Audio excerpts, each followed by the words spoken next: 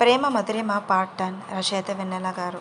నేను ఇక్కడికి అందరికీ దూరంగా తీసుకొచ్చిందో తెలియడానికి నువ్వేం చిన్నపిల్లవి కాదు అని తన వైపు కోరికతో చూడగానే అప్పటి వరకు కొద్దిగా అనుమానం ఉన్న వినయ్ ప్రవర్తన వాడు తనను అక్కడికి ఎందుకు తీసుకువచ్చాడో పూర్తిగా అర్థమవుతుంది. తనను చూసి వంకరగా నవ్వుతున్న వాడి మొహం చూసి గుండెల్లో దడపుడుతుంటే తను వాడి చేతుల్లో పూర్తిగా ఇరుక్కుందని అర్థమవుతుంది మధుకి. మధు ఎలాంటి పరిస్థితిలో ఉందో తెలియని రిషి పార్టీకి వచ్చిన గెస్టులతో మాట్లాడుతూ ఉంటాడు. నేను ఎందుకు తీసుకువచ్చానో ఇంకా అర్థం కాలేదా బేబీ అనగానే, ఏంటి వినయ్ ఎందుకు ఇలా మాట్లాడుతున్నావు, అసలు నన్ను ఎందుకు తీసుకొచ్చావు అని ఒకవైపు భయం కలుగుతున్నా అడుగుతుంది మధు. ఎందుకు ఏంటే, నిన్ను సొంతం చేసుకోవడానికి, మనిద్దరం కలిసి ఈరోజు బాగా ఎంజాయ్ చేద్దాం బేబీ అనగానే గుండె జారిపోతుంది మధుకి. నువ్వేమంటున్నా వినయ్, నేను అలాంటి దాన్ని కాదు, ప్లీజ్ నన్ను వదిలేయమని అంటుంది మధు.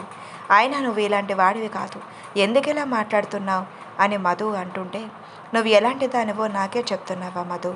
నువ్వు ఆఫీస్లో జాయిన్ అయిన దగ్గర నుంచి నేను ఎప్పుడెప్పుడు అనుభవిద్దామా అని ఎదురు చూస్తూ ఉన్నాను. దానికోసం నిన్ను బలవంతంగా సొంతం చేసుకోవటం ఇష్టం లేక నేను నీ ఇష్టంతోనే లొంగ తీసుకుందాం అనుకున్నా. అందుకే నీ ముందు మంచివాడని నటించాను. ఎప్పుడెప్పుడు నేను సొంతం చేసుకునే అవకాశం వస్తుందా అని ఎప్పటి వరకు ఎదురు చూశాను. కానీ నువ్వు కనీసం నా వైపు కన్నెత్తి చూడటం లేదు. కానీ డబ్బున్న రిషి చూడగానే వాడి వెనకాల పడ్డాం. వాడు నీ అందం చూసి నేను తన అసిస్టెంట్ని చేసుకుని తన క్యాబిన్లోనే పరిమితం చేశాడు. రోజంతా వాడితోనే ఉంటున్నా. అంతేకాక మొన్న వాడి ఇంటికి వెళ్ళి ఉదయం నుంచి సాయంత్రం దాకా వాడితో గడిపి వస్తావా అనగానే, ఏం మాట్లాడుతున్నా నువ్వు అని కోపంగా అరుస్తుంది మధు. మధు మాటలకి వినయ్ కూడా కోపంగా, నాకు తెలియదు అనుకోకే నీ పతివ్రత వేషాలు. బయటేమో పెద్ద పతివ్రతలాగా ఎవరిని పట్టించుకున్నట్టు నటిస్తూ ఆ రిషిని చుట్టూ తిరుగుతున్నావు కదా. వాడు ఒక్కరోజు ఆఫీస్కి రాకపోతే ఉండలేక వాడి గెస్ట్ హౌస్కి వెళ్ళావు కదా.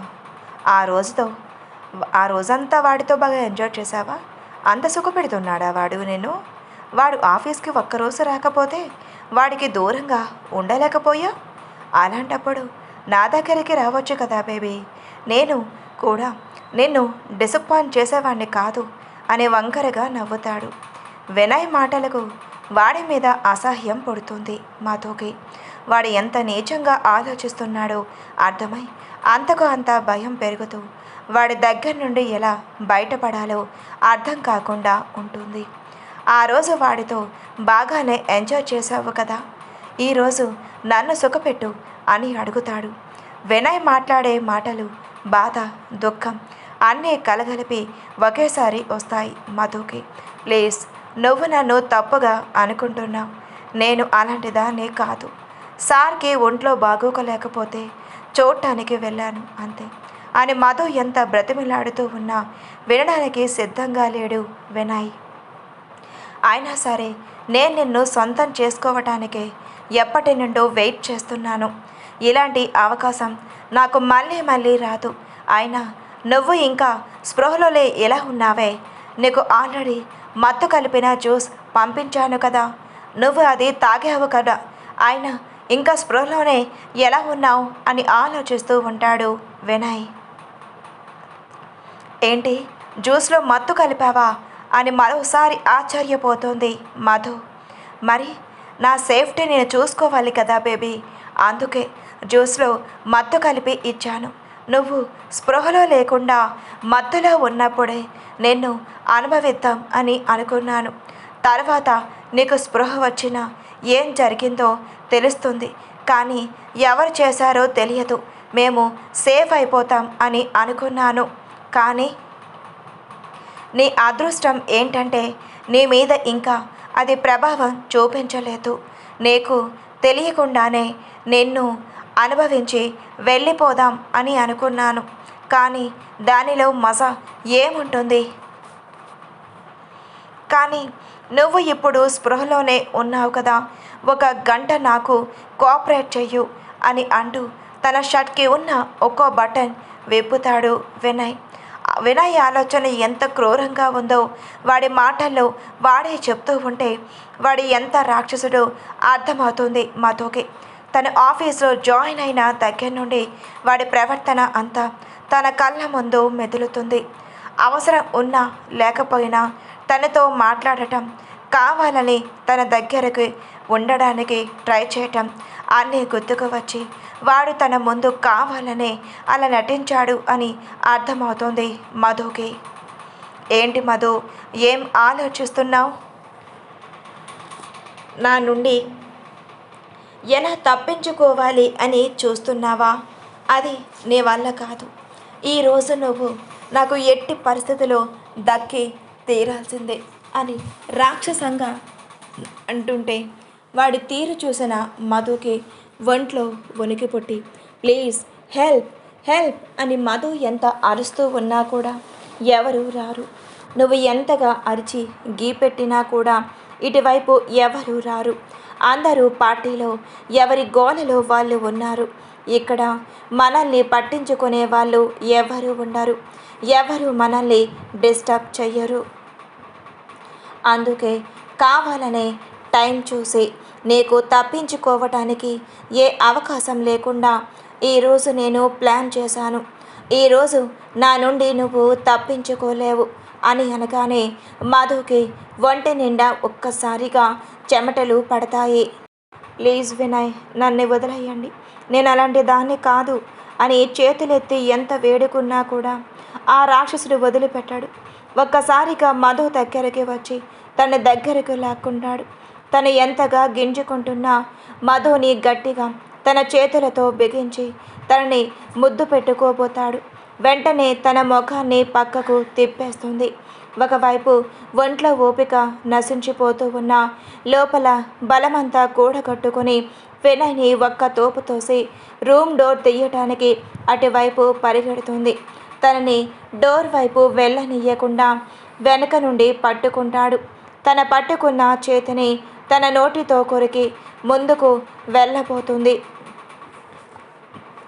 అని ఆ చేతిని వెనక్కు తీసుకొని వెదిలించుకుంటూనే ఇంకో చేత్తో మధుని అందుకోబోయిన వినయ్కి వెనక నుండి తన బ్లౌజ్ చేతికి చిక్కుతుంది. దాంతో ఒక్కసారిగా వినయ్ లాగిన లాగుకి వెనక ఉన్న బ్లౌజ్ ఒక ముక్క కొద్దిగా చినిగి వినయ్ చేతిలోకి వస్తుంది. మధు డోర్ వైపుకి వెళ్ళేదల్లా ఒక్కసారిగా ఆగిపోతుంది. వెంటనే వెనక్కి తిరిగి సారీతో తన వీపుని కవర్ చేసుకుంటుంది మధు. దాంతో ఒక విషపు నవ్వు నవ్వి, ఇప్పుడు బయటకు వెళ్ళవే, ఎలా వెళ్తావో నేను చూస్తాను.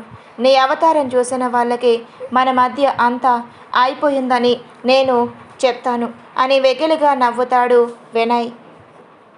దాంతో ప్లీజ్ వినయ్, నా జీవితం నాశనం చెయ్యొద్దు, నన్ను వదిలిపెట్టు, నువ్వు ఎలాంటి వాడివో నేను ఎవ్వరికీ చెప్పను అని బ్రతిమిలాడుతుంది మధు. కానీ మధుని పైనుంచి కింద వరకు కోరికగా చూస్తూ ఇంత అందాన్ని ఎలా మిస్ చేసుకుంటానే, దీనికోసమే కదా ఇంతకాలం నుండి ఎదురు చూసి ఇంత రిస్క్ చేసింది. ఇవాళ ఇన్నాళ్ళు తర్వాత వచ్చిన ఈ అవకాశాన్ని ఎందుకు వదులుకుంటాను? ఇంత అందాన్ని కళ్ళ ముందు పెట్టుకొని వదులుకోవటానికి నేనేమైనా పిచ్చివాడినా అని అంటాడు వినయ్.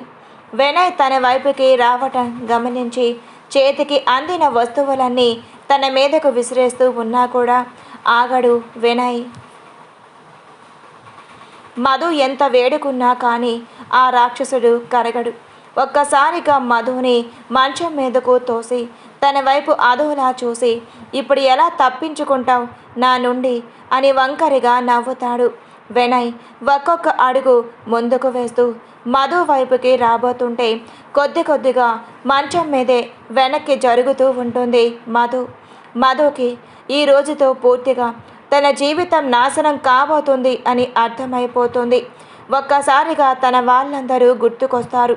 తన ఊరు, తన తల్లిదండ్రులు అందరూ గుర్తుకు వచ్చి ఒక్కసారిగా ఏడుపు తన్నుకొస్తుంది. రిషి గుర్తుకొస్తాడు మధుకి. రిషి, ఎక్కడున్నావు, నన్ను కాపాడు అని మనసులోనే అనుకుంటూ ఎదురుగా రాక్షసుడిలా ఉన్న వినయ్ని చూస్తూ కన్నీళ్లతో తననేం చెయ్యొద్దు అని మరోసారి 2 చేతులతో దూరించి ప్రాధేయపడుతుంది. కానీ వాడి మధు మాటలు వినే పరిస్థితిలో లేడు. అప్పటికే షర్ట్ బటన్స్ పూర్తిగా విప్పేయటంతో షర్ట్ తీసి మూలకి విసిరేస్తాడు. రిషి ఎవరితో మాట్లాడుతూ ఉన్నా మధుని గమనిస్తే ఉన్నాడు. 5 నిమిషాలు ఎవరితోనో మాట్లాడి అటువైపుకు తిరిగేసరికి తను కనపడదు. స్నేహ ఒక్కడితే అక్కడ కూర్చొని ఉండటంతో ఎప్పటి వరకు ఎక్కడే ఉంది కదా, ఇంతలోనే ఎటు వెళ్ళింది అని అనుకుంటాడు. మధు కనపడకపోవటంతో ఎందుకో రిషి మనసు ఉన్నట్టుండి అలసడిగా మారుతుంది. ఏం కాలేదు అని తనకి తాను ఎంత సర్ది చెప్తున్నా ఏదో నెగిటివ్ వైబ్స్ వస్తూ ఉండటంతో మరో 5 నిమిషాలు చూసి ఇంకా మధు కనపడకపోయేసరికి తన మనసు ఎందుకో అలజడికి గురి అవుతుంటే స్నేహ దగ్గరకు వెళ్ళి మధు గురించి అడుగుతాడు. తను వాష్రూమ్కి వెళ్ళింది అని స్నేహ చెప్పగానే కొంచెం రిలాక్స్ అవుతాడు రిషి. కానీ టైం గడుస్తూ ఉన్న మధు రాకపోయేసరికి ఇంక ఉండబెట్టలేక స్నేహాని ఒకసారి వాష్రూమ్ దగ్గర చూసి రమ్మంటాడు. సరే అని స్నేహ అక్కడికి వెళ్ళి చూసేసరికి ఎంత వెతికినా తను అక్కడ ఎక్కడా లేకపోవటంతో భయంతో పరుగున వచ్చి అదే మాట రిషికి చెప్తుంది. అంతలో వివేక్ కూడా వచ్చేసరికి రిషి కంగారుగా కనిపిస్తూ ఉంటే ఏమైంది బావా, ఎందుకు అంత టెన్షన్ పడుతున్నావు అని అడుగుతాడు. మధు కనిపించటం లేదురా. వాట్, మధు కనిపించకపోవటం ఏంటి, ఏమంటున్నావు? తను ఎక్కడికి వెళ్ళిందిరా? ఎక్కడో ఉంటుంది. మీరు సరిగ్గా వెతికారా? అంతా చూసాంరా, కానీ తను ఎక్కడ కనిపించలేదు. నా మనసుకి ఎందుకో ఏదో చెడు జరగబోతుంది అనిపిస్తుంది అని రిషి అనగానే వివేక్ కూడా కంగారు పడతాడు. నువ్వు కంగారు పడకురా, మరొకసారి అంతా చూద్దాం అని అనగానే అంతా వెతిక తను కనపడలేదు అని స్నేహ కూడా భయపడుతూ చెప్పగానే అలా కాదని ముగ్గురు 3 వైపులా మరోసారి చూడటానికి వెళ్తారు. రిషి మాత్రం ఆఫీస్లో పనిచేసే వినయ్ ఇంకా వాడి ఫ్రెండ్ మీద డౌట్గా ఉండటంతో వాళ్ళ ఇద్దరు ఎక్కడ ఉన్నారా అని చుట్టూ చూసేసరికి వాళ్ళు అక్కడ ఎక్కడా కూడా కనిపించరు. రిషికి వాళ్ళ మీద అనుమానం బలపడటంతో మధు ఏదైనా ఆపదలో చిక్కుకుందేమో అని గుండె ఒక్కసారిగా వేగంగా కొట్టుకుంటుంది. ఒక్కసారి సీసీటీవీ ఫుటేజ్ చెక్ చేయాలి అని అనుకుంటాడు. వెంటనే సీసీటీవీ ఫుటేజ్ ఉండే రూమ్ వైపు పరుగులు పెడతాడు. అక్కడికి వెళ్ళి అతనితో 30 మినిట్స్ ముందు నుండి ఫుటేజ్ ప్లే చేయమనటంతో సరే అని అతడు ప్లే చేస్తే ఒకచోట మధు కనిపించటంతో స్టాప్ చేయమని రిషి చెప్పగానే అతడు ఆపేసరికి కొంచెం స్లోగా ప్లే చేయమనగానే అతడు అలాగే అని చేస్తాడు. అందులో పార్టీలో నుండి ముందు మధు వెళ్ళటం, తన వెనకే వినయ్ ఇంకా వాడి ఫ్రెండ్ ఎవరూ చూడకుండా మధుని ఫాలో అవ్వటం చూసి వెంటనే పిడికిలి బిగిస్తాడు రిషి. ఫుటేజ్ పార్టీ జరిగే ప్లేస్ వరకే ఉంటుంది. మధుని తీసుకువెళ్ళిన రూమ్స్ వైపు ఉండవు. ఇంకా వెంటనే రిషి వాష్రూమ్ సైడ్ వెళ్తే అక్కడ ఒకచోట వినయ్ మధుని వెనక నుండి నోరు మూసేసినప్పుడు తన పెనుగుసలాడినప్పుడు మధు చైన్ పడిపోయి ఉంటుంది. ఆ చైన్ చేతిలోకి తీసుకొని చూడగానే అది ఎం అనే ఇటాలిక్ లెటర్తో అందంగా ఉంటుంది. అది రోజు మధు మెడలో చూస్తూ ఉండడంతో అది మధు చైన్ అని గుర్తుపడతాడు రిషి. వెంటనే కిందకి చూస్తే మధు షాండిల్స్ గుర్తులు కనపడతాయి. అలా వెళ్ళిన తనకి అక్కడ మధు గింజుకోవటం వల్ల తను వేసుకున్న బ్యాంగిల్ కనపడుతుంది. ఆ దారి ఎటుపోతుందో చూసిన రిషికి అవి వెనక ఉన్న రూమ్స్ వైపు ఉండటంతో అక్కడికి ఎవరూ వెళ్ళరని, ఖచ్చితంగా వాళ్ళ మధుని అటువైపే తీసుకు వెళ్ళి ఉంటారు అని అనుకొని వెంటనే అటువైపు పరిగెడతాడు రిషి. అక్కడ వినయ్ ఫ్రెండ్ ఆల్రెడీ వాడికి వినయ్ చెప్పడంతో అటువైపు ఎవరు రాకుండా ఎవరినైనా అటువైపు వచ్చినా వాళ్ళని డైవర్ట్ చేయటానికి కాపలాగా అక్కడ నిలబెడతాడు. ఉన్నట్టుండి రిషి అటువైపు పరిగెత్తుకుంటూ వచ్చేసరికి ఒకవైపు భయంగా ఉన్న మీరేంటి సార్ ఇలా వచ్చారు అని అడుగుతూ రిషిని డైవర్ట్ చేయటానికి ప్రయత్నం చేస్తాడు. వెంటనే రిషి వాడి గొంతు తన చేతులతో బిగించి మధు ఎక్కడా అని కోపంగా అడగగానే మధు ఇక్కడ ఎందుకు ఉంటుంది సార్ అని బేంకంగా ప్రదర్శిస్తాడు. ఒకవైపు మధు గురించి టెన్షన్గా ఉన్న రిషి వాడి తిక్క సమాధానాలకు ఓపిక నశించి చెప్తావా లేక నా చేతుల్లో చేస్తావా అని తన చేతి పట్టుని ఇంకొంచెం బిగించగానే రిషికి వాళ్ళు ఏం చేస్తారో తెలిసిపోయింది అని అర్థమయ్యి ఇప్పుడు కనుక తను మధు ఎక్కడ ఉందో చెప్పకపోతే తన చావు కన్ఫర్మ్ అని అనుకొని తన గొంతు రిషి చేతుల్లో బిగుసుకొని ఉండటం వల్ల మాట రాక వెనక ఉన్న రూమ్ వైపు తన చేతి వేలిని చూపిస్తాడు. వాడు ఎటువైపు అయితే చూపిస్తున్నాడో అటు చూసిన రిషి వెంటనే వాడిని వదిలేసి రూమ్ వైపు పరుగు పెడతాడు. రిషి దాన్ని ఓపెన్ చేయటానికి చూస్తే లోపల నుండి గడిపెట్టి ఉండటంతో అది తెరుచుకోదు. లోపల మధు ఏ పరిస్థితిలో ఉందో అని ఒక పక్క భయంతో పాటు ఆందోళన కూడా కలుగుతూ ఉంటే డోర్ని బలంగా కాలితో ఒక తన్ను తన్నగానే అది ఓపెన్ అవుతుంది. ఎదురుగా మంచం మీద కన్నీళ్లతో చేతులెత్తి దండం పెడుతూ నా జీవితాన్ని నాశనం చెయ్యొద్దు వినయ్ ప్లీజ్ అని కన్నీళ్లతో వేడుకుంటున్న మధుని చూడగానే ఒక్కసారిగా రిషి గుండెల్లో లావ పొంగిపోతుంది. దాంతో అప్పుడే మధు మీదకి వాలబోతున్న వినయ్ మెడ గట్టిగా పట్టుకొని వెనక్కి లాగి ఒక తన్ను తంతాడు.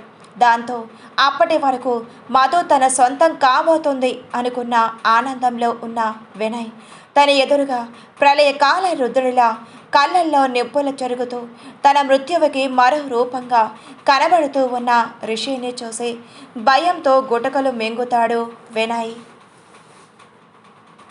వీడిని బయటే ఉండమన్నాను కదా, ఎవరైనా వస్తే వాళ్ళని డైవర్ట్ చేయమన్నాను కదా అని వాడి ఫ్రెండ్ని తిట్టుకుంటూ ఇంకా మధు మీదే ఆశ చావక రిషితో కలబడతాడు. అసలే కోపంలో ఉన్న రిషి వాడు తిరిగి కలబడేసరికి మూడో కన్ను తెరిచి శివుడిలా వాడి మీద శివతాండవం చేస్తాడు. రిషి వాడిని కొట్టిన చోట కొట్టకుండా కొడుతూ ఉన్నా కూడా రిషి కోపం తగ్గదు. వాడిని మధు ఉన్న రూమ్ నుండి బయటకు లాక్కొని వెళ్ళి కుక్కను కొట్టినట్టుగా కొడతాడు. అంతలో అక్కడే ఉన్న వాడి ఫ్రెండ్ రిషి కోపాన్ని చూసి దడుచుకొని వాడిని వదిలిపెట్టమని రిషి కాళ్ళను పట్టుకుంటాడు. అంతలో అక్కడికి వచ్చిన వివేక్ రిషి కోపం చూసి ఏమయ్యిందో అర్థం కాక అరే రిషి ఆగరా, ఎందుకు వాడిని అలా కొడుతున్నావు అని అడిగిన సమాధానం చెప్పాడు రిషి.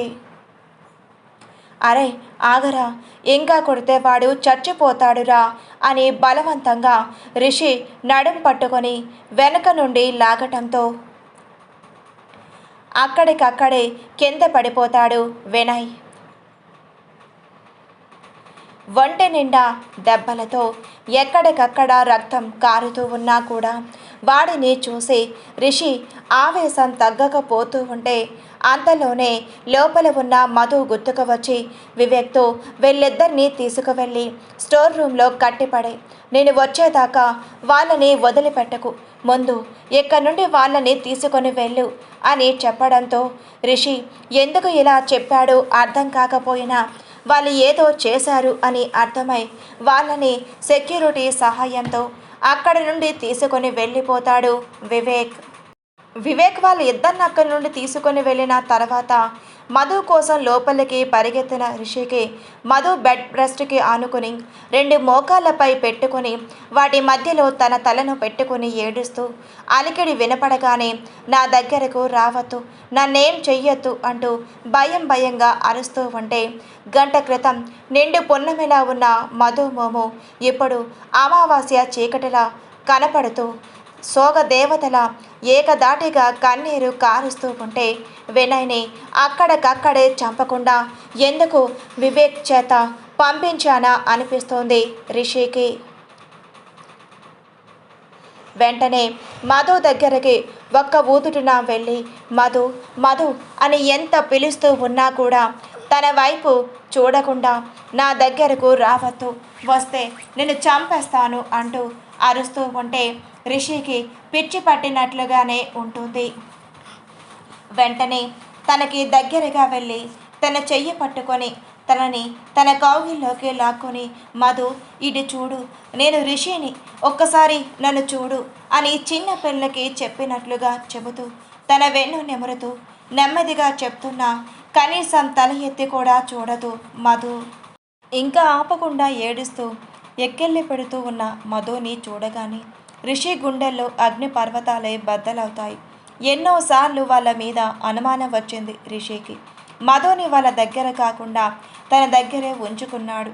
కానీ వాడు ఇంత దారుణానికి ఒడిగడతాడు అని అనుకోలేదు.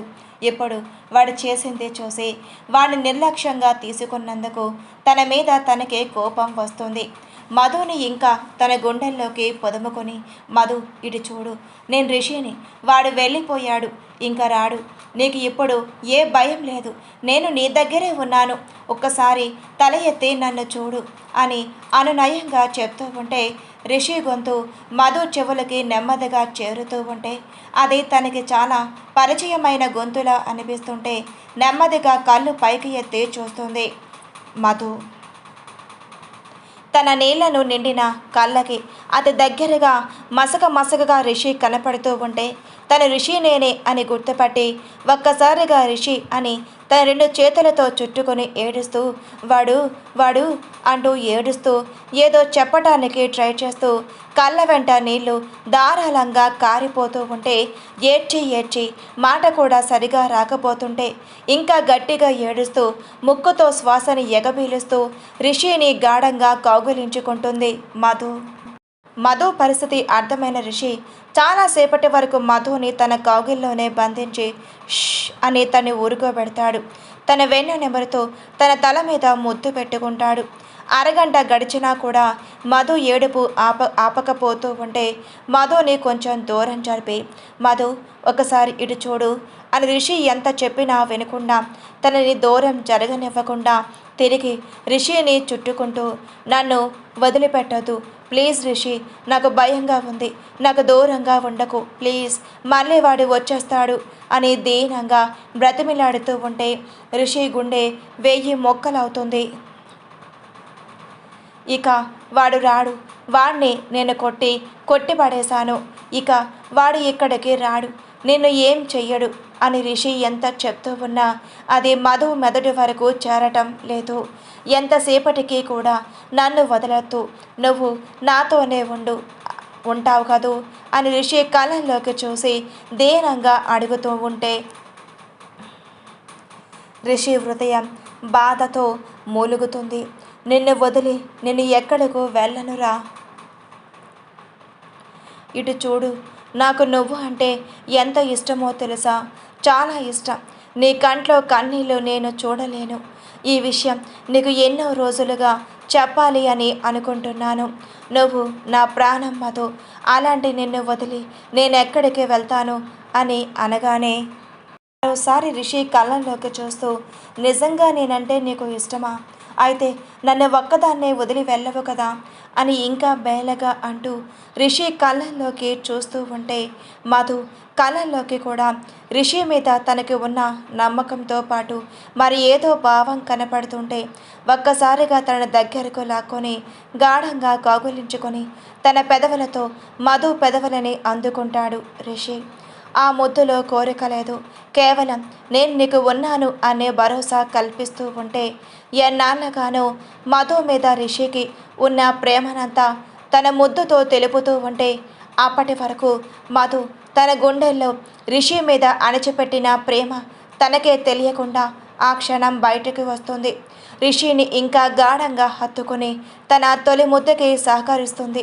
రిషికి ఆ ముద్దుతో తనకి కూడా రిషి మీద ఎంత ప్రేమ ఉందో చెప్పకనే చెబుతుంది మధు కూడా తనని దూరం జరపకుండా తనకి సహకరించటంతో మధుకి కూడా తన అంటే ఇష్టమని తెలిసి ఒకసారి తన దూరం జరిపి తన మొహాన్ని 2 చేతుల్లోకి తీసుకొని తన కళ్ళల్లోకి సూటిగా చూస్తూ తన నుదుటి మీద ముద్దు పెట్టి I love you Madhu, I love you అంటాడు రిషి. తన చూస్తూ ఉన్నది కల నిజమో అర్థం కాదు మధుకి. అప్పటి వరకు రిషి ఏ అమ్మాయిని తన దగ్గరకు రానివ్వడని చాలా స్ట్రిక్ట్గా ఉంటాడు అని విన్న మధు ఇన్ని రోజులు తను రిషికి ఎంత దగ్గరగా ఉన్నా కూడా తనతో ఎప్పుడు అసభ్యంగా ప్రవర్తించలేదు. కానీ ఈరోజు రిషి తన ప్రేమనంతా తన చేతలతో చూపిస్తూ ఇప్పుడు నేరుగా తన మాటలతో తను ఎంతగా ప్రేమిస్తున్నాడో చెప్తుంటే ఆ క్షణం తనకి తన తల్లి తండ్రి తన ఊరు ఎవరు గుర్తుకురారు. కేవలం తనకి ఎదురుగా ఉన్న రిషి తను రావటం తనని కాపాడటం ఒక క్షణం ఆలస్యం అయితే తన జీవితం ఏమయ్యేదో తలుచుకొని తనని కాపాడి తన కోసం రిషి ఎంత తల్లడిల్లాడో తెలుస్తూ ఉంటే ఇక తన ప్రేమని రిషికి చెప్పకుండా ఉండలేకపోతుంది Madhu. Rishi I love you అని చెప్పగానే మధు కూడా తనని గాఢంగా హత్తుకొని I love you too Rishi అని అనగానే రిషి ఆనందానికి అవధులు ఉండవు. తను వింటున్నది కలవు నిజమో అర్థం కాక ఏంటి మధు మళ్ళీ ఒకసారి చెప్పు, నేను విన్నది నిజమేనా అని మధుని దూరం జరిపి మళ్ళీ మళ్ళీ అడుగుతూ ఉంటే అవును అని తల ఊపుతూ I love you Rishi, I love you అని మళ్ళీ మళ్ళీ చెబుతుంది Madhu. Thank you Madhu, thank you, నువ్వు కూడా నన్ను ప్రేమిస్తున్నందుకు అని మరోసారి మధుని హత్తుకొని ఈసారి మళ్ళీ పెదవులను అందుకుంటాడు. కానీ ఈసారి ఇందాకటిలాగా సాఫ్ట్ కిస్ కాదు, డీప్గా ఇంటెన్స్డ్గా కిస్ చేస్తూ మధు అంటే తనకి ఎంత ఇష్టమో ఆ ముద్దులోనే చూపిస్తూ ఉంటాడు రిషి. రిషికి ఏమాత్రం అడ్డు చెప్పదు మధు. ఇందాకటి నుండి తను పడిన బాధకు వేదనకి ఓదార్పు కోరుకుంటుంది. ఆ ఓదార్పు రిషి కౌగిలిలో దొరుకుతూ ఉంటే నీకు నేనున్నాను అని రిషి కౌగిలి తనకు ధైర్యాన్ని ఇస్తూ ఉంటే తన ప్రేమనంతా ఆ ముద్దులో రిషి చూపిస్తూ ఉంటే తనకి అడ్డు చెప్పాలని అనిపించదు మధుకి. అరగంట తర్వాత ఇద్దరి ఊపిరి భారమైన వేళ వదలలేక వదులుతాడు రిషి మధుని వదిలి దూరం జరిపి తన కళ్ళల్లోకి చూడగానే రిషి కళ్ళల్లోకి సూటిగా చూడలేక సిగ్గుతో తల దించుకుంటుంది మధు. ఇందాకటి వరకు శోకదేవతలా ఉన్న మధు కొంచెం నార్మల్ అయ్యాక కానీ రిషి మనసు శాంతపడుతూ వెంటనే పక్కన ఉన్న వాటర్ బాటిల్ తీసుకుని మధుకి వాటర్ తాగించి వివేక్ ఇంకా స్నేహ తమ కోసం చూస్తూ ఉంటారు అని గుర్తుకు వచ్చి పద మధు ముందు ఇక్కడి నుండి వెళ్దాం, ఇప్పటికే చాలాసేపటి నుండి ఇక్కడే ఉన్నాం అనగానే మధు బయటకు రావడానికి తడబడుతూ ఉంటే ఏమయ్యింది అని ఆలోచించిన రిషికి మధుని కౌగిలించుకున్నప్పుడే వెనక ఏ అర్చందన లేకుండా తగిలిన తన వీపు తన బ్లౌజ్ వెనుక భాగం చినిగిందని అర్థమై ఆమె ఇన్నర్స్ బయటకి కనిపిస్తాయని తెలియటంతో తన పరిస్థితిని అర్థం చేసుకుని తను వేసుకున్న కోట్ చూసి తన భుజం చుట్టూ కప్పి పద ఇప్పుడు వెళ్దాం అని అంటాడు. తన నోటితో తనకి ఉన్న ఇబ్బంది చెప్పకపోయినా తెలుసుకున్న రిషి వైపు ప్రేమగా చూస్తూ అతడి ప్రేమని పొందిన తను ఎంతో అదృష్టవంతరాలో అర్థమవుతూ ఉంటే మరొకసారి కన్నీళ్లతో హత్తుకుంటుంది రిషిని. మధు ఎందుకో బాగా ఎమోషనల్ అవుతుంది అని గ్రహించి తనని దూరం జరపకుండా ఇంకాస్త తనలోకి పొదుముకుంటాడు రిషి. దాంతో గువ్వ పిల్లల రిషి కౌగిట్లో ఒదిగిపోతుంది మధు. అలా ఎంతసేపు ఉన్నారో వాళ్ళకే తెలియదు. ఒకరి కౌగిలలో ఒకరు హాయిగా ఒదిగిపోతారు. ఎన్నాళ్ళ నుండో కావాల్సిన ప్రశాంతత అక్కడే వారికి లభించినట్లుగా అలాగే ఉండిపోతారు ఇద్దరు. మధు రిషి గుండెల మీద ఉండటం వల్ల అతడి హృదయ సవ్వడి లయబద్ధంగా వినపడుతూ ఉంటే రిషి కౌగిలలో తను భద్రంగా ఉన్నట్లు అనిపిస్తూ ఉంటే రిషి హృదయం మీద ఉన్న మధుకి అది నీ స్థానం అని తన మనసు పదే పదే చెప్తూ ఉంటే ఏ ఆడపిల్లని కన్నెత్తి చూడని రిషి ప్రేమ తనకు మాత్రమే సొంతమని గర్వంగా అనిపించి కొంత సమయం క్రితం పడిన తన వేదనంతా మర్చిపోయి మెల్లగా నిద్రలోకి జారుకుంటుంది మధు. కొంతసేపటికి మధు నుండి ఎలాంటి రియాక్షన్ రాకపోవడంతో ఏమయ్యిందా అని కిందకు చూసిన రిషికి మధు నిద్రలోకి జారుకుందని తెలియటంతో తనని డిస్టర్బ్ చెయ్యటం ఇష్టం లేక మెల్లిగా తనని అలాగే తన గుండెల్లో భద్రంగా దాచుకొని మంచం మీద పడుకుంటాడు. మళ్ళీ వివేక్ తమ గురించి కంగారు పడతాడని వివేక్కి తన మధు బాగానే ఉన్నామని తమ గురించి టెన్షన్ పడద్దు అని మధుని తర్వాత తనే తీసుకువస్తానని స్నేహాకి కూడా చెప్పమని మెసేజ్ పెడతాడు. తర్వాత జాగ్రత్తగా మధుని తన గుండెల మీద పడుకోబెట్టుకొని తన నుదుటి మీద ముద్దు పెట్టుకొని తనని జోకొడుతూ అంతవరకు ఏం జరిగిందో ఆలోచిస్తూ ఉంటాడు. రామాపురం ఎలాగైనా ఆ రోజు మహేష్కి మధుకి పెళ్లి జరిపిస్తానని రఘురాం దగ్గర మాట తీసుకోవటం కోసం ఇంకా అక్కడే ఉండి ఎన్నో మాయ మాటలు చెబుతాడు వాళ్ళిద్దరికీ భూషణ్. రఘురాం గారు జానకి గారి వైపు చూడటంతో భర్త దేనికి తన వైపు చూశాడు అర్థం చేసుకొని తనకి ఎటువంటి అభ్యంతరం లేదు అని మధు పెళ్లి విషయం పూర్తిగా మీ ఇష్టమే అన్నట్లుగా సైగ చేయగానే జానకి గారికి కూడా ఎటువంటి అభ్యంతరం ఉండకపోయేసరికి రఘురాం గారు భూషణ్తో సరే వాళ్ళ ఇద్దరికి పెళ్లి చేస్తాను అని మాట ఇస్తాడు. ఆ మాట కోసమే వెయిట్ చేస్తూ ఉన్న భూషణ్ రఘురాం గారి దగ్గర నుండి ఆ మాట వచ్చేసరికి సంతోషం బావగారు, మధు లాంటి బంగారం మా ఇంటి కోడలిగా వస్తుంది అంటే చాలా సంతోషంగా ఉంది. ఇప్పుడే ఈ విషయం ఇంట్లో చెప్పాలి. సుమతి అయితే సంతోషంగా పిచ్చెక్కిపోతుంది అని వెంటనే ఈ విషయం వాళ్ళకి కూడా చెప్పాలి అని అంటూ అక్కడి నుండి వెళ్ళిపోవటానికి చూస్తాడు. అప్పటికే భోజనం టైం కావటంతో భోజనం చేసి వెళ్ళు భూషణ్ అని రఘురాం గారు పిలుస్తున్నా ఇప్పుడు ఏం వద్దు బావగారు, ఏకంగా పెళ్లి భోజనమే చేస్తాను అంటూ అక్క ఉంటాను అని బావగారు వెళ్ళొస్తాను అని మరోసారి చెప్పి అక్కడి నుండి వెళ్ళిపోతాడు భూషణ్. కూతురికి మంచి సంబంధం తాము వెతకకుండానే ఉన్న ఊరిలోనే వచ్చింది అని అనుకొని ఇక కూతురు తమ కళ్ళ ముందే ఉంటుంది అని భూషణ్ ఇంకా తన కొడుకు మహేష్ ఎంత రాక్షసులో తెలియక సంతోషపడుతూ ఉంటారు. జానకి రఘురాం గారు అలా తన పథకం పారినందుకు ఆనందంతో స్వీట్స్ తీసుకొని ఇంటికి వెళ్తాడు భూషణ్. స్వీట్స్ తీసుకొని డైరెక్ట్గా ఇంటికి వెళ్ళిన భూషణ్ సుమతి అని పిలుస్తూ ఎక్కడ ఉన్నావు అని అనగానే వంటింట్లో నుండి బయటకు వచ్చి ఏమయ్యిందండి అంత సంతోషంగా ఉన్నారు అని అనగానే మన మహేష్కి సంబంధం కుదుర్చుకొచ్చాను అనగానే ఎవరా అమ్మాయి అని అడుగుతోంది సుమతి.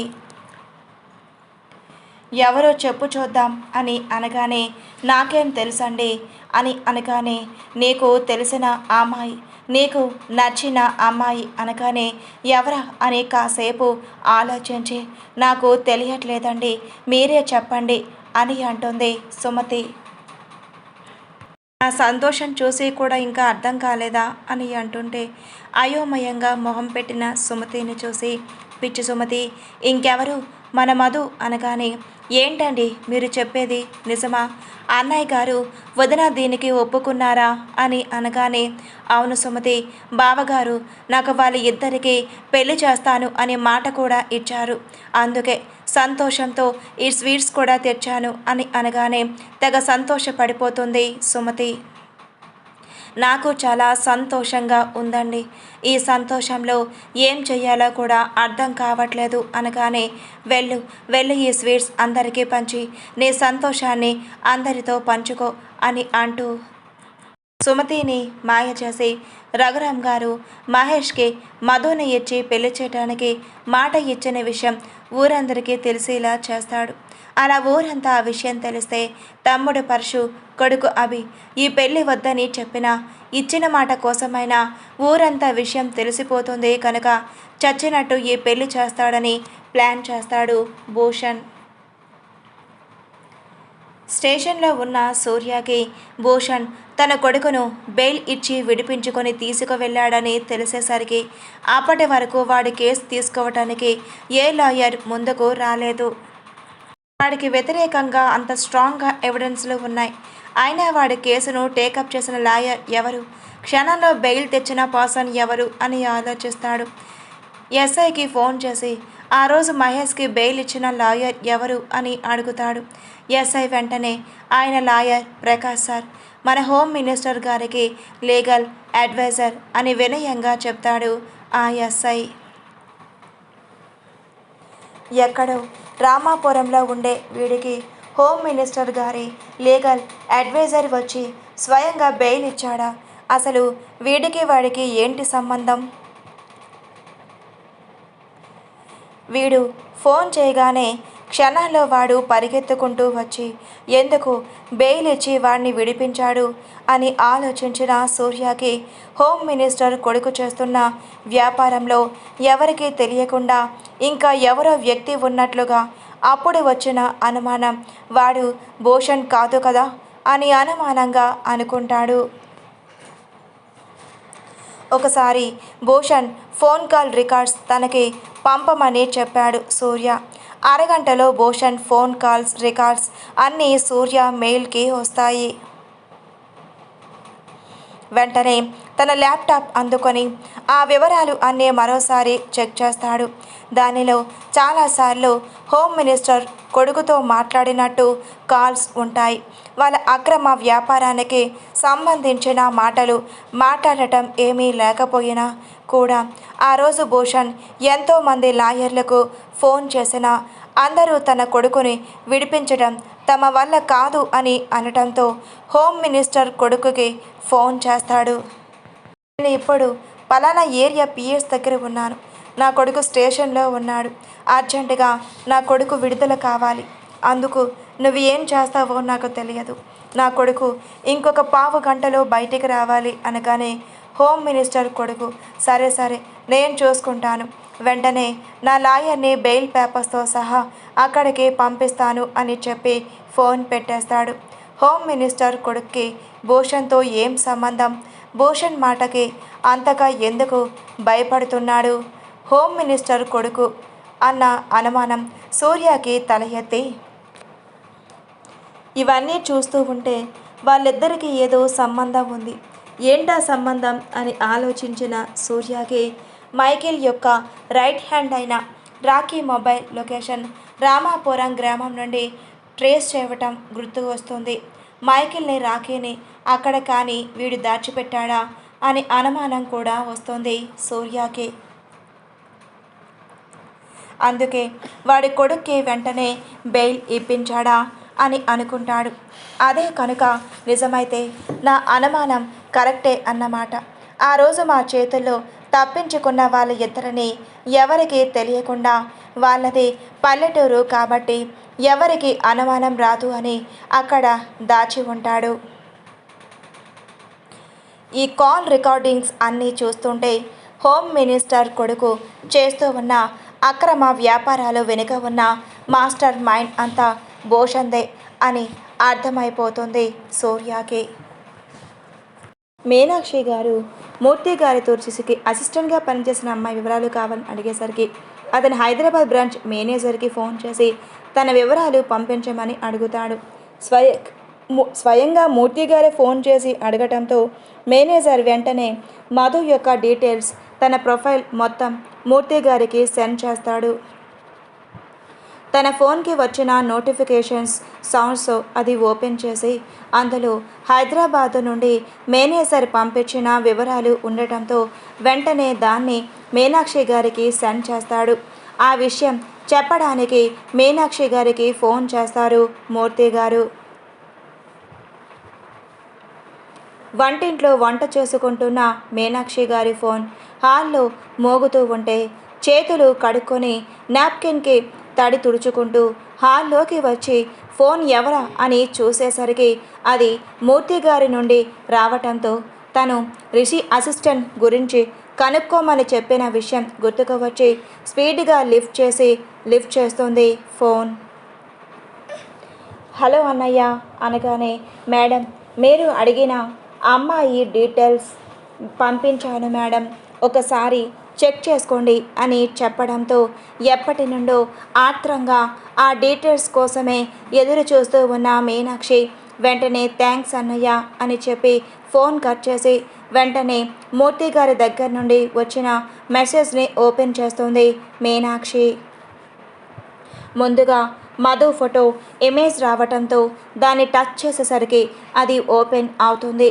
అందులో ఉన్న మధు ఫోటో చూడగానే ఎందుకో తన మనసుకి హాయిగా అనిపించి తన సొంత మనిషిని, తన దగ్గర మనిషిని చూస్తూ ఉన్నట్లుగా అనిపిస్తుంది మీనాక్షి గారికి.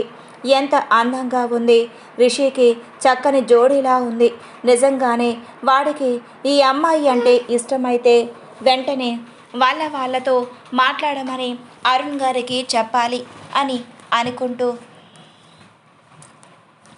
ఇంతకీ ఎవరు ఆ అమ్మాయి, ఎందుకు నాకు తనని చూస్తూ ఉంటే నా సొంత వాళ్ళని చూసినట్టుగా అనిపిస్తుందని కిందకి స్క్రోల్ చేస్తూ డీటెయిల్స్ చూస్తుంది మీనాక్షి. అలా చూసిన తనకి తన పేరు మధురిమ అని కనిపించటంతో మధురిమ, మధు చక్కని పేరు అనుకుంటూ ఊరు రామాపురం అని, తన తండ్రి పేరు రఘురాం అని ఉన్న డీటెయిల్స్ చూసి ఒక్క క్షణం బిగుసుకుపోతుంది మీనాక్షి. తను చూసింది నిజమో కాదు అని మరోసారి చెక్ చేసిన మీనాక్షి గారికి మధు ఫోటోని జూమ్ చూసి పరీక్షగా చూసేసరికి తనలో కొద్దిగా తన అన్నయ్య పోలికలు కనిపిస్తూ ఉన్నాయి. దాంతో మధు తన అన్న కూతురే అని తెలుసుకొని ఒకవైపు సంతోషంతో కన్నుల వెంట ఆనంద బాష్పాలు జలజల చెంపల మీదకు జారిపోతుంటే మరొకసారి ఫోన్లోనే ప్రేమగా మధు మొహాన్ని తడుముతుంది. కళ్ళ వెంట కారుతున్న నీటికి మధు మొహం సరిగ్గా కనపడకపోతూ ఉంటే కళ్ళ నీళ్లు తుడుచుకొని మధువును చూసి ఒకవైపు సంతోషం, మరొక వైపు బాధ రెండు కలగలిపి వస్తూ ఉండటంతో మధు తన అన్న కూతురు అయినందుకు సంతోషపడాలో, అన్నకు తన మీద ఉన్న కోపం గుర్తుకు వచ్చి బాధపడాలో అర్థం కాదు మీనాక్షి గారికి. ప్రేమగా మధు మొహాన్ని మరొకసారి తడుముకొని, నువ్వు నా మేనకోడలివా, అందుకే ఆ రోజు నీ గొంతు వినగానే నా మనసుకి హాయిగా అనిపించింది అని సంతోషంగా అనుకుంటుంది మీనాక్షి. వాళ్ళ అన్నయ్యకి అభి తర్వాత మధు పుట్టిందన్న విషయం కూడా తనకి తెలియదు. తన పెళ్లి టైంకి రఘురాం గారికి అభి ఒక్కడే కొడుకు. అప్పుడు తన వదినతో సరదాగా, వదిన నా పెళ్ళి అయ్యి నేను అబ్బాయిని కన్న తర్వాతే నువ్వు ఆడపిల్లని కనాలి, నేను నా అన్నయ్య కూతురునే కోడలిగా చేసుకోవాలి అని అంటూ ఉండేది. అలా ఎందుకు మీనా, నువ్వే కూతుర్ని కను, నా కొడుకుకి కోడల్ని చెయ్యు అని అనగానే నేను కూతుర్ని కంటే అలాగే చేస్తాను, కానీ నాకు మాత్రం నాకు కొడుకు పుట్టి నా అన్నయ్య కూతుర్ని నా ఇంటి కోడల్ని చేసుకోవాలని ఆశ వదిన అని అనటంతో జానకి గారు నవ్వుకుంటూ, సరే ముందు నీ కొడుకు పుడితే అలాగే చూద్దాంలే అని అంటూ తన పనిలో పడిపోతారు. ఎప్పుడు తను సరదాగా అన్న మాట ఈరోజు నిజం చెయ్యాలి అనుకున్న పరిస్థితులు తనకి అనుకూలంగా లేవు. లేకపోతే రిషి మధుని ఇష్టపడితే వెంటనే రెక్కలు కట్టుకొని మరి తన అన్నయ్య వాకిట్లో వాలేది. వాళ్ళ ఇద్దరికీ పెళ్లి చెయ్యమని అడగటానికి తన మాట తన అన్నయ్య ఎప్పటికీ కాదను అనేవాడే కాదు. కానీ ఇప్పటి పరిస్థితులు వేరు. ఒకవేళ వాళ్ళ ఇద్దరూ నిజంగానే ఒకరినొకరు ఇష్టపడినా తన కొడుకుకి మధుని ఇచ్చి పెళ్లి చేయటానికి తన అన్నయ్య ఎప్పటికీ ఒప్పుకోడు. తన పెళ్లి రోజు జరిగిన సంఘటనలతో నిజ నిజాలు తెలుసుకోకుండా చెప్పుడు మాటలు విని అదే నిజం అని అనుకొని తన చెల్లినైనా నా మీదే ద్వేషం పెంచుకున్నాడు. ఇక అరుణ్ గారి మీద అయితే చెప్పనక్కర్లేదు. ఎంత ప్రాణ స్నేహితులు ఇద్దరు, ఒకరి కోసం ఒకరు అన్నట్లుగా ప్రాణంగా ఉండేవారు. ఒకడి స్వార్థానికి బలి అయి బద్ద శత్రువులుగా మారిపోయారు అని కంటతడి పెట్టుకుంటారు మీనాక్షి.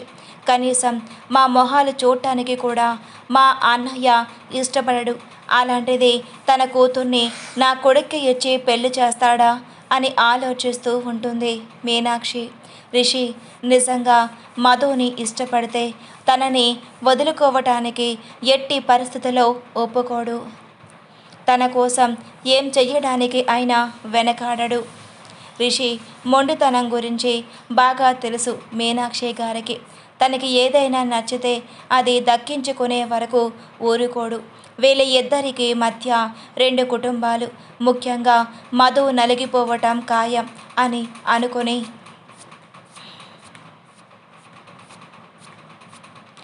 పెద్దవాళ్ళ మధ్య మొదలైన గొడవల్లో పెళ్ళల్లో అనవసరంగా నలిగిపోతారు అని అనుకుంటూ తొందరగా నిజాలు బయటపడి గొడవలు సద్దుమణిగి వాళ్ళ ఇద్దరికి పెళ్లి జరిగితే బాగుంటుంది.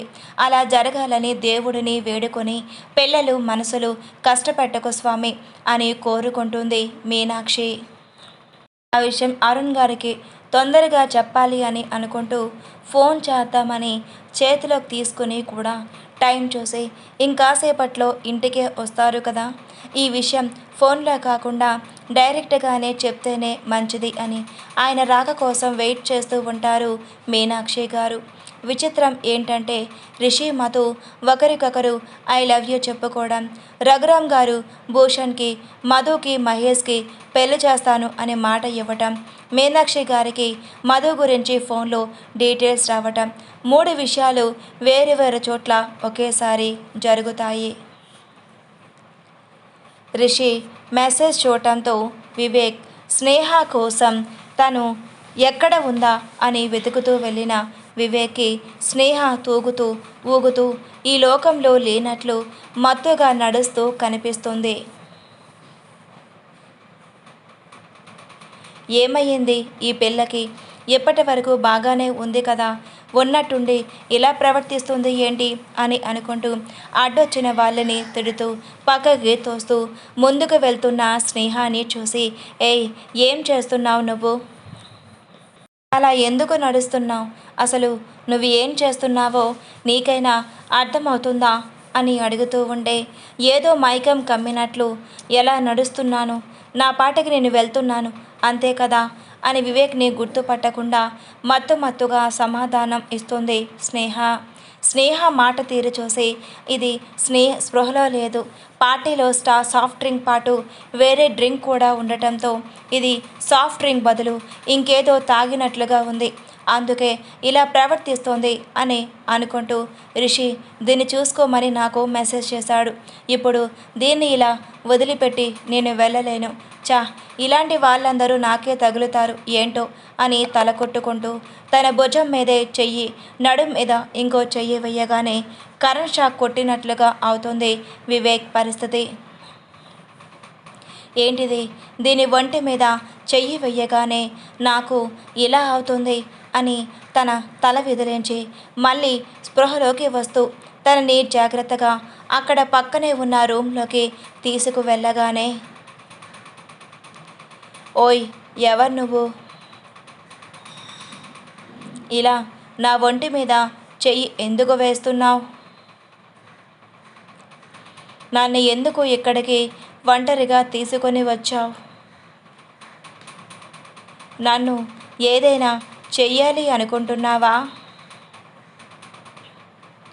అని మత్తులోనే వివేక్ని దబాయిస్తూ తన పైకి వెళ్ళి, నేను మామూలు ఆడపిల్లని కాదు స్నేహాని, నాతో పెట్టుకుంటే నిన్ను చంపేస్తాను జాగ్రత్త అంటూ ఉంటే,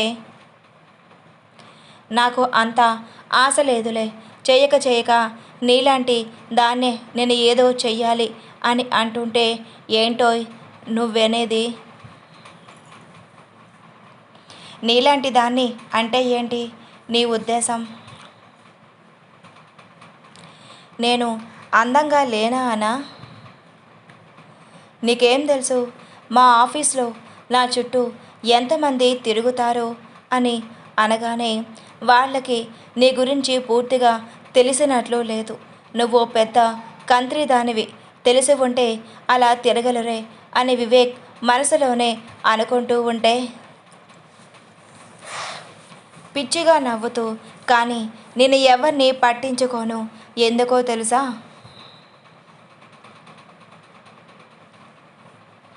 ఎందుకు ఎందుకు అంటే ఎందుకంటే నా మనసు నేను ఎప్పుడో ఒకడికి ఇచ్చేశాను అని తనలో తానే నవ్వుకుంటూ వివేక్తో అంటూ ఉంటే,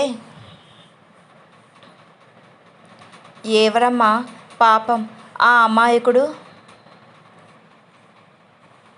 నీ చేతుల్లో బలి కాబోయే ఆ బకరా ఎవరో నాకు కూడా చూడాలని ఉంది అని అనగానే, ఓయ్ నువ్వెందుకు చూడాలి? ఆయన నేను వాడి గురించి నీకెందుకు చెప్పాలి అని సాగదీస్తూ, ఆయన నువ్వు అడిగావు కాబట్టి చెప్పాను. నేను మంచిదాన్ని కాదా?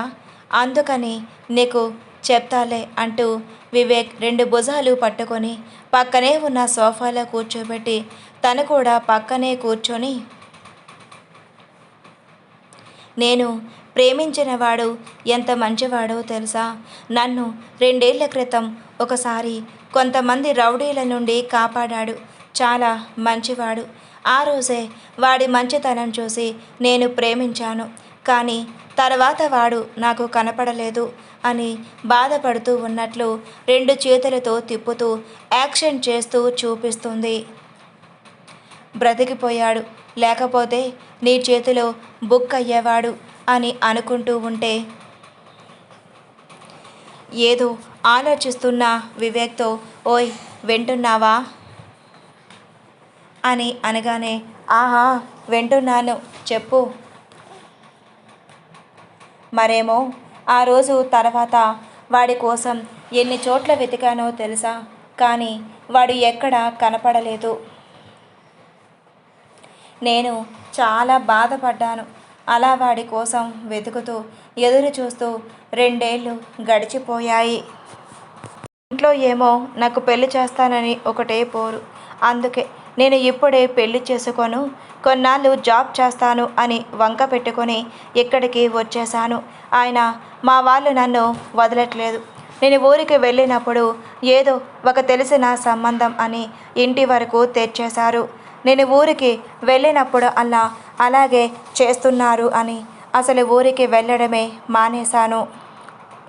కానీ ఎప్పుడో ఒక్కసారి వెళ్ళినా మళ్ళీ ఇదే వరస. నేను నచ్చానని వాళ్ళు అంటే వాళ్ళ ఆస్తిపరులు, మంచి కుటుంబం, ఆ అబ్బాయి మంచివాడు, నీకు ఇంకేం కావాలి అని మా అమ్మ నాతో గొడవ వేసుకునేది. మా అమ్మకు చెప్పకుండా కష్టపడి ఆ అబ్బాయి వాళ్ళ దగ్గరికి వెళ్ళి వాళ్ళని బెదిరించి మరీ వచ్చిన సంబంధాలు అన్నీ చెడగొట్టేశాను నేను అని వివేక్ వైపు చూస్తూ, ఏంటి ఈ పిచ్చిది? ఒకసారి చూసినందుకే ప్రేమించింది. వాడు తిరిగి కనిపించకపోయినా మంచి సంబంధాలు చెడగొట్టుకుంటుంది అని చూస్తున్నాను చూస్తున్నావా? కాదు అని వివేక్ తల అడ్డంగా ఊపుతూ ఉంటే, నాకు తెలుసులే, నువ్వు చెప్పట్లేదు కానీ నువ్వు నన్ను అలాగే అనుకుంటున్నావు అని అంటూ, వాడి విషయంలో మాత్రం నేను నిజంగా పిచ్చిదాన్నేరా. అదేదో లవ్ ఎట్ ఫస్ట్ సైట్ అంటారు కదా, నాది కూడా కొంచెం అలాంటిదే. కానీ నేను వాడి అందం చూసి పడిపోలేదు. మంచి మనసుకి పడ్డాను. ఆడవాళ్ళ పట్ల వాడికి ఉన్న రెస్పెక్ట్ని బట్టి వాడు ఎలాంటి వాడో నాకు అర్థమయ్యింది. ముక్కు మొహం తెలియని అమ్మాయి కోసం రౌడీలతో గొడవ పెట్టుకున్నాడు. వాడి భార్యని ఇంకెలా చూసుకుంటాడు? ఆ క్షణమే వాడు నాకు నచ్చేశాడు. అందుకే ఆ ఛాన్స్ ఎవ్వరికి ఇవ్వకుండా నేనే వాడి భార్యని కావాలి అని అనుకున్నాను.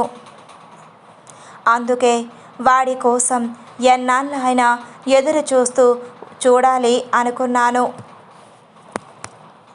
అలా చూస్తూ నా ఎదురు చూపులోనే 2 ఏళ్ళు గడిచిపోయాయి.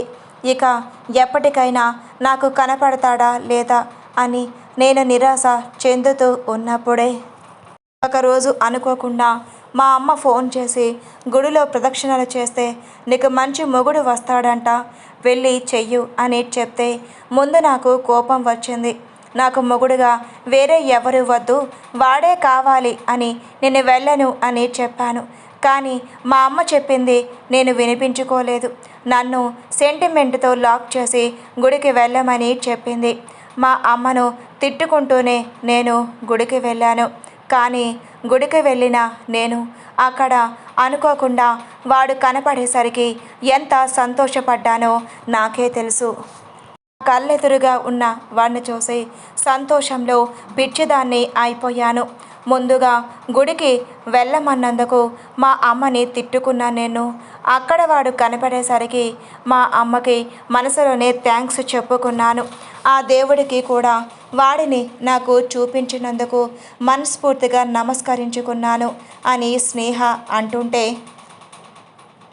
అప్పటి వరకు స్నేహ అంటే ఒక పొగరుబోతూ అల్లరి పిల్ల అని అనుకున్న వివేక్ తను అంత ఉద్వేగంగా తను ప్రేమించిన వాడి గురించి చెప్తూ ఉంటే, బయటికి కనిపించే ఆ అల్లరి పిల్ల వెనుక ఎంత మంచి మనసున్న ఆ అమ్మాయి ఉందా అని అనుకుంటాడు వివేక్. స్నేహ మళ్ళీ చెప్పటం మొదలు పెడుతుంది. గుడిలో వాడు నాకు కనపడగానే ముందు నా కళ్ళని నేను నమ్మలేదు. 2 ఏళ్ల తర్వాత వాడిని చూసిన సంతోషంలో నాకు కళ్ళ వెంట నీళ్ళు కూడా వచ్చేశాయి. వెంటనే కళ్ళు తుడుచుకొని మనసాగక ఆత్రంగా వాడి ముందుకు వెళ్దాం అని అనుకున్న నాకు అసలు వాడు నన్ను గుర్తుపడతాడా లేదా అన్న అనుమానం వచ్చి ఎలా తెలుసుకోవాలా అని ఆలోచిస్తుంటే నాకు ఒక ఛాన్స్ వచ్చింది. వాడు కొడుతూ ఉన్న కొబ్బరికాయల నుండి ఒక పెంకు మొక్క నా నుదుటికి వచ్చి తగిలింది. ఇదే ఛాన్స్ అనుకొని వాడు నన్ను గుర్తుపడతాడా లేదా అని తెలుసుకుందామని ఓయ్ అని వాడిని పిలిచాను. ఎందుకలా పిలిచాను అని అనుకుంటున్నావా? ఎందుకంటే వాడి పేరు నాకప్పుడు తెలియదు, అందుకే అలా పిలిచాను. ఏంటి, వాడి పేరు కూడా తెలియకుండానే వాడిని ప్రేమించావా? మళ్ళీ నీ కంటికి కనిపిస్తాడో కనిపించడో తెలియని వాడి కోసం 2 ఏళ్ళు వెయిట్ చేశావా అని ఆశ్చర్యంగా స్నేహ వైపు చూస్తాడు వివేక్. ఏం చెయ్యమంటావురా నన్ను? అంతగా ప్రేమించాను మరి వాడిని. తర్వాత ఏం జరిగింది అని స్నేహ చెప్తున్నది ఇంట్రెస్ట్గా అనిపించటంతో మళ్ళీ అడుగుతాడు. నేను ముందు పిలిచినప్పుడు వాడు నా వైపు చూడలేదు. తర్వాత కొంచెం గట్టిగా పిలిచాను. అప్పుడు వాడు నా వైపు చూశాడు. కానీ వాడు నన్ను ఏమాత్రం గుర్తుపట్టలేదు. నేను ఎవరు తెలియనట్లుగానే బిహేవ్ చేశాడు. అలా ఎలా నన్ను మర్చిపోతాడు? నాకు చాలా బాధ వేసింది. నన్ను చూసి అమాయకంగా ఏంటండి అని పిలిచి నన్ను ఎందుకు పిలిచారు అని అడిగాడు. వాడికి పెళ్ళయ్యిందా లేదా అని డౌట్ వచ్చి తెలుసుకుందాము అని నిన్ను పెళ్లి చేసుకుందామని పిలిచాను అని నేను అనగానే వాడి రియాక్షన్ చూడాలి, నాకు నవ్వు ఆగలేదు అని అంటూ పిచ్చిగా పడిపడి మరొకసారి నవ్వుతూ, కానీ నేను వాడి ముందు ఏమాత్రం బయటపడలేదు. కానీ వాడి రియాక్షన్ చూసి వాడికి పెళ్ళి కాలేదు అని నాకు అర్థమయ్యింది. చాలా సంతోషపడ్డాను. కానీ నన్ను మర్చిపోయాడు అని నాకు చాలా బాధ కలిగింది. అందుకే ఈసారి నన్ను గట్టిగా గుర్తుపెట్టుకోవడానికి బాగా స్ట్రాంగ్గా నన్ను ఎప్పటికీ మర్చిపోకుండా ఎక్కడ కనిపించినా వెంటనే గుర్తుపట్టేటట్టు గొడవ పెట్టుకొని వచ్చాను అని స్నేహ అంటుంటే, ఎప్పటి వరకు స్నేహ చెప్పేది వింటూ నిజంగా ఎంతగా ప్రేమించింది అతన్ని, ఎవరు ఆ అదృష్టవంతుడు అని అనుకుంటున్న వివేక్కి అది తనే అని స్నేహ చెప్తుంది. తన గురించేనని గుడిలో సీన్ చెప్పగానే అర్థమైపోతుంది వివేక్కి. ఒక క్షణం షాక్తో 2 కళ్ళు పెద్దవి చేసే ఆశ్చర్యంగా స్నేహాన్ని చూస్తాడు. స్నేహ ఇంకా మత్తుతో తన పాటికి తను చెప్పుకుంటూ పోతుంది. స్నేహ ప్రేమిస్తోంది తనేని అని తెలిసినప్పటికీ ఇంకా సంతోషంగా అనిపించి తనేం చెప్తుందో ఇంకా ఇంట్రెస్ట్గా వినటం స్టార్ట్ చేస్తాడు. కానీ వాడు నన్ను తప్పుగా అర్థం చేసుకున్నాడు. వాడితో గొడవ పెట్టుకున్నందుకు నా మీద రివెంజ్ తీర్చుకోవడానికి ఒకసారి మేము ఐస్ క్రీమ్ పార్లర్కి వెళ్తే మా వ్యాలెట్స్ కొట్టించేశాడు. మమ్మల్ని ఆ పార్లర్ ఓనర్ చేత తిట్టిద్దామని అనుకున్నాడు. అయినా వాడి మీద నాకు కోపం రావట్లేదు. ఎందుకంటే వాడిది మంచి మనసు, అది నాకు తెలుసు. ఏదో నేను తిట్టాను అన్న కోపంతో అలా చేశాడే కానీ వాడు ఎంత మంచివాడో నాకు తెలుసు. అందుకే వాడిని వదులుకోలేకపోతున్నాను. కానీ వాడికి నా ప్రేమ ఎందుకు అర్థం కాలేదు అని వివేక్ని అడుగుతూ, అయినా నేను వాడిని వదలలేదు. ఛాన్స్ దొరికినప్పుడల్లా వాడు నేను మర్చిపోకుండా ఏదో ఒక షాక్ ఇస్తున్నాను అని అంటూ ఒకసారి మా వాలెట్స్ కొట్టేసినంటే వేటేని పట్టుకొని వాడలా ఎందుకు చేశాడో అడిగితే పార్లర్లో నన్ను తన మరదలు అని చెప్పి వాడి చేత ఆ పని చేయించాడంట. నన్ను మరదల్ని చెప్పింది ఎవరా అని ఆలోచిస్తూ వాడిని అడిగితే వాడి ఫోటో చూపించి, ఇతనే మేడం నిన్ను తన మరదలు అని చెప్పింది అనగానే ఆ ఫోటో చూసి అది నేను ప్రేమించిన వాడే అని తెలిసినప్పుడు ఎంత సంతోషంగా అనిపించిందో అని అంటూ, మొన్నేం జరిగిందో తెలుసా అని మళ్ళీ ఒక వెర్రి నవ్వుతూ ఒక షాపింగ్ మాల్లో నాకు అడ్డంగా బుక్ అయ్యాడు. కావాలనే వాడిని బెదిరించి నాకు కావాల్సినవన్నీ వాడి చేతే కొనిపించుకున్నాను. అప్పుడు వాడి మొహం చూడాలి, నిజంగానే చాలా నవ్వు వచ్చేసింది నాకు. ఇంకా పాపం అని జాలి కూడా వేసింది అని అనగానే షాపింగ్ మాల్లో తనతో 50,000 బిల్లు కట్టించడం గుర్తుకు వచ్చి రాక్షసి అని చిన్న నవ్వుకుంటాడు. మళ్ళీ స్నేహ తన మాటలను కంటిన్యూ చేస్తుంది. కానీ ఏం చెయ్యను. వాడు కనిపించినప్పుడల్లా కావాలనే వాడితో గొడవ పడుతూ వాడి దృష్టిలో పడాలి అనుకుంటుంటే ఏదేదో జరిగిపోయి నన్ను ద్వేషించడం మొదలుపెట్టాడు. అది నేను తట్టుకోలేకపోతున్నాను. నాకు వాడు కావాలనిపిస్తుంది. కానీ వాడిని నా దగ్గర ఉంచుకోవడానికి ఏం చెయ్యాలో అర్థం కావటం లేదు. కానీ ఒకటి మాత్రం నిజం, వాడు లేకపోతే నేను ఉండలేను. అంత ప్రాణం వాడంటే నాకు. Please like and subscribe for more videos. Story ఎలా ఉందో కామెంట్లో తెలియజేయండి. Thank you.